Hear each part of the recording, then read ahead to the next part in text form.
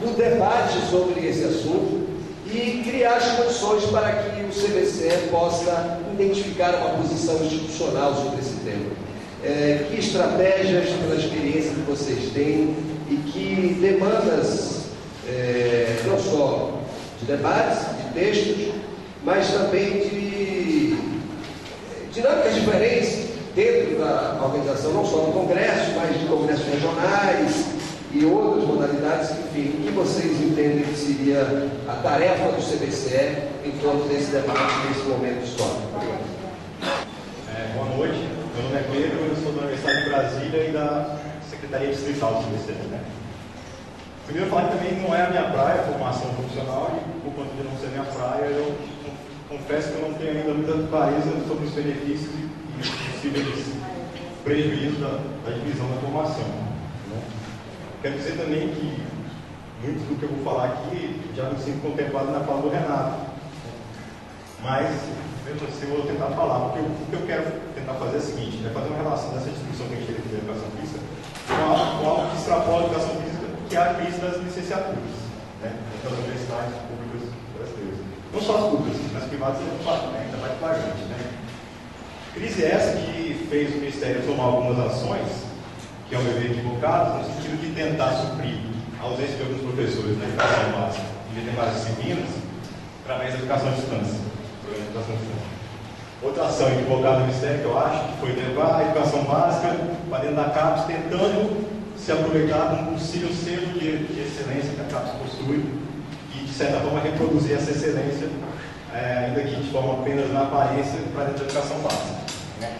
Crise essa que, na minha realidade local, em Brasília, a gente chega a ter algo impensável em alguns anos, que foi determinados cursos de licenciatura no último vestibular da Universidade de Brasília, não preencheram as vagas disponíveis. Isso é impensado há alguns anos. Bom, então, pensando nisso, qual é a minha preocupação? Eu entendo a preocupação da segunda quando ela fala da delimitação da área, da delimitação da área do estudo, da delimitação da atuação profissional frente ao quadro de desemprego mundial. Embora os dados nacionais até seriam de melhoria em relação ao desemprego.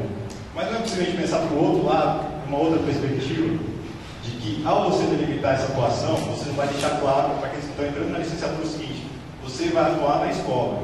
É esse o seu ambiente de atuação. E aí, talvez eu esteja sendo idealista demais, também não possibilita egressos que vão sair mais comprometidos com a qualificação da escola e da educação básica e, quiçá, com a valorização das licenciaturas novamente. Então, Renato, é fundamental que fique bem claro que aqui ninguém está reivindicando ser democracia, porque nós estamos rebaixando a discussão teórica, política, ideológica que nós estamos travando. O que nós estamos defendendo?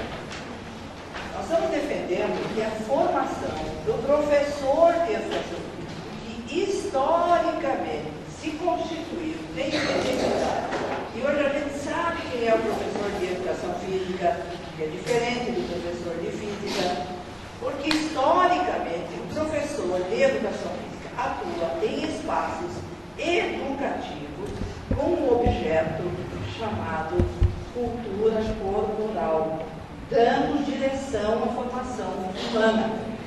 Espaços esses que não são restritos única e exclusivamente ao sistema educacional. Existem outros sistemas, o sistema de lazer, o sistema de saúde, que nós podemos, com essa característica, com esse perfil, atuar. Para fazer o quê? Fazer o nosso trabalho pedagógico, fazer o trabalho de gestão, administração, supervisão no campo do nosso objeto e produzir conhecimentos científicos no campo do nosso objeto. Eu teria que entrar agora em detalhes para demonstrar empiricamente como é possível dar essa constante formação, de forma que, quando o estudante chega na universidade e você tem dados, você é um estudioso sobre o perfil dos que chegam, o que eles querem ser, o que eles gostam, o que eles não gostam. E você tem razão quando ele diz a maioria que chega no curso vem influenciado por toda uma prática da vida dele, e muitos entram querendo ser atleta. Eu não sabia que aqui não aprendia a nadar. Aqui não é lugar de se aprender a nadar.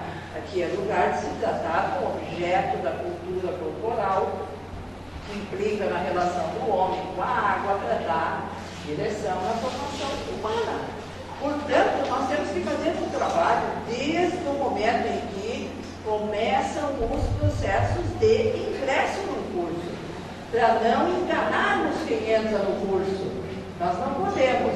A pessoa entra no curso, olha, aqui o curso é de licenciatura, você vai trabalhar só na escola. Ele sai e vai trabalhar em espaços formativos, que não significa só a escola. É nesse sentido, portanto, que nós estamos defendendo o ordenamento por dentro da universidade e por fora da universidade, que amplie por dentro da universidade a sua formação teórica e por fora da universidade a sua capacidade de atuação nos campos de trabalho. Aí você mencionou o campo de trabalho do sistema educacional e você colocou dados que procedem. A educação é desvalorizada no nosso país. E isso se dá pela tática de atingir fundamentalmente quem trabalha no âmbito educativo, que é o professor. E isso se dá pelo rebaixamento do salário, pela falta de carreira, pela falta de condições objetivas de trabalho e agora pela privatização da aposentadoria. Se tiver um fundo de pensão, talvez tenha uma aposentadoria mais digna. Se não, vai por uma aposentadoria pública que não vai garantir a sua existência.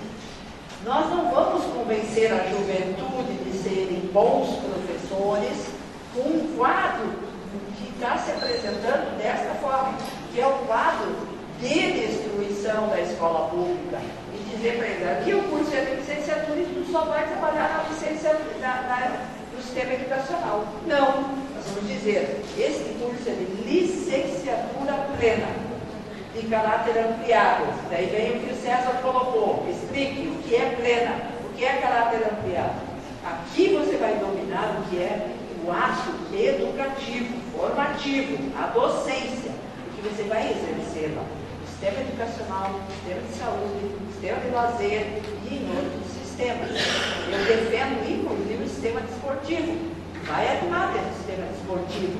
Nós temos ou não temos um sistema desportivo no nosso país?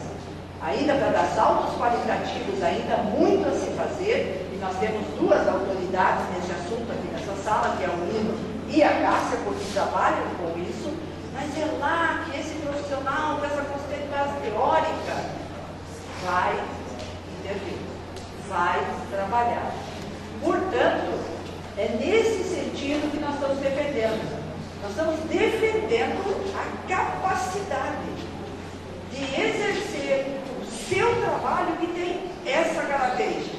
Não é qualquer trabalho, é um trabalho que se perfila com isso que historicamente nós reconhecemos e defendemos, que é o que caracteriza a nossa atuação profissional, a docência. Então, nesse sentido, o enfrentamento das péssimas condições de trabalho, a defesa do sistema educacional vai depender desta formação. Por quê? Porque quando o estudante se formar, ele não vai para o sistema educacional porque é a única opção que ele tem. Ele vai para o sistema educacional porque ele desenvolveu conosco 4 anos uma compreensão do que é o sistema educacional. Agora veja só, isso implica em alteração na prática de ensino e no estágio supervisionado, que são 800 horas. Isso significa toda uma organização diferente de aproximação com o objeto da prática de ensino, que é a docência, e com o objeto do estágio, que é o trabalho nos campos de trabalho.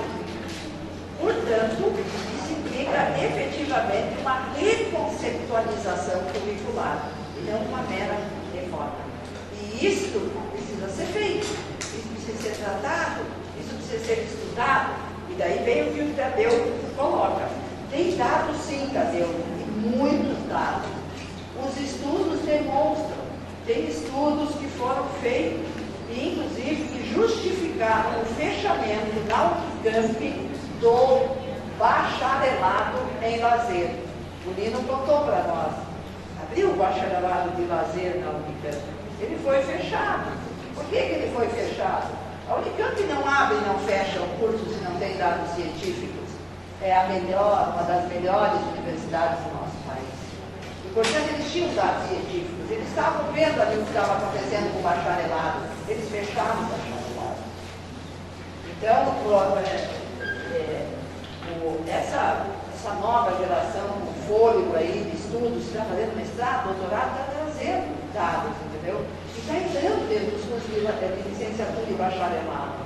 Por exemplo, essa dissertação da Dias, que foi lá na Federal de Santa Catarina e foi orientada por uma colega da área da educação, a Anise Maria Cavales, ela que orientou essa dissertação. Portanto, respondendo ao Tadeu, ao Renato, ao César sobre o que focar, o que priorizar, o que nesse debate nós podemos tirar para orientação para o GTT. Sem sombra de dúvida, o GTT de formação, ele é um GTT chave para subsidiar a direção do colégio. Por que tem GTT? Não é para deleite da intelectualidade vaidosa, é para subsidiar uma intervenção política de uma entidade científica. E o GTT tem que dar os elementos, como o GTT de epistemologia está dando, no que diz respeito à produção do conhecimento, no que diz respeito à pós-graduação, como o GTT de escola está dando, para que a direção possa. Não adianta a gente botar a nossa direção lá na frente da batalha sem as armas necessárias. E quem fornece? São os GTTs. Então, César, ficar atento, que tem pouco grupo de estudo sobre formação, ficar atento que os grupos que estão estudando ainda precisam avançar nas matrizes teóricas no que diz respeito à concepção de ciência, porque eu trouxe até para vocês verem aqui, ó, esses dois livros saíram agora. Eles são livros que falam da formação, eles são livros que foram elaborados a partir de um esforço de coordenar toda uma produção do nosso país. Este conteúdo apareceu num evento científico há pouco tempo. Esse evento científico teve recurso público. Então nós temos que fazer um balanço. Qual é a base teórica e o que eles estão defendendo? Então, se vocês pegarem, eles estão defendendo uma divisão. Eles estão apresentando argumentos do campo da saúde para justificar. Portanto, estão se colocando num outro patamar argumentativo, argumentos que eram colocados na década de 80. Por que queria se dividir na década de 80 os cursos? Eles diziam o seguinte: eu tenho professor e tenho cientista. O cientista vai ser formado pelo bacharel e o professor pela licenciatura. Hoje, os argumentos são outros. E daí vem o argumento: olha, a área da saúde, o sistema de saúde requer um outro perfil profissional. Eu não tenho acordo com isso. O GTT tem que se debruçar, recolher toda a produção. No próximo, a coordenação do GTT, no próximo Comprace, tem que chegar e dizer: olha, a produção é essa, o balanço é esse, está faltando aqui, a fronteira do conhecimento é essa, precisamos avançar aqui. E é nesse sentido, portanto, César, que esse esforço que nós estamos fazendo aqui tem que ser esse. E aí a indicação foi levantada uma hipótese aqui, como uma nova síntese de diretrizes que podem ser experimentadas por dentro dos cursos, com autonomia universitária. Então temos que avançar nisso. Eu quero me despedir de vocês. Posso me despedir, Paulo? Porque eu acho que já passamos do horário. Se eu falhei em alguma resposta, eu respondo depois. Mas eu quero me despedir de vocês. Eu quero me despedir ressaltando, nós estamos vivendo um momento histórico muito importante. A partir dos anos 2000, nós começamos, do ponto de vista de políticas de Estado e de governo, a colocar coisas em prática. Nós, por dentro do Estado, por dentro do governo, fomos experimentando muitas coisas e nós estamos tirando nossas conclusões. E entre as conclusões que nós estamos tirando é de que nós precisamos retomar o fôlego das lutas, retomar o fôlego das bandeiras históricas, retomar o fôlego da articulação da nossa capacidade de enfrentar o que vai vir, que é pior do que está posto hoje. Então, não dá para sair de um debate com a juventude e dizer, sem não dizer para a juventude, as coisas vão piorar. E elas precisam que a gente esteja articulado, que a gente esteja organizado, que a gente esteja fortalecido, que a gente cumpra o nosso papel para somar nas coisas. E é nesse sentido, portanto, eu quero reconhecer dentro do colégio, quero reconhecer os companheiros